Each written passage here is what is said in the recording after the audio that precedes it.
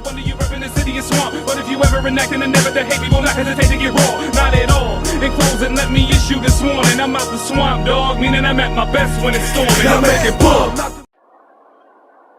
How's it going, guys? I'm Fox with Toledo SwampSquad, and today we're going to do a 1-minute review on the air intake and fuel jet available from GoPowerSports.com. Pros: it's affordable, around $40 off the website.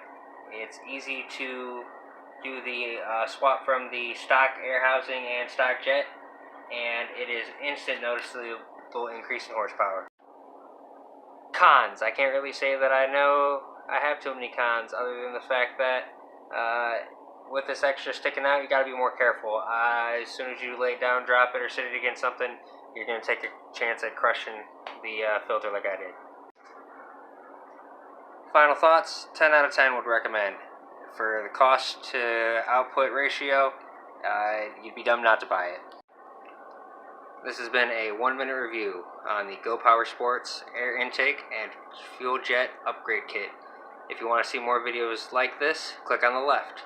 If you want to see our latest video, click on the right. Be sure to click in the middle and subscribe for more great content. Thank you guys and have a wonderful day.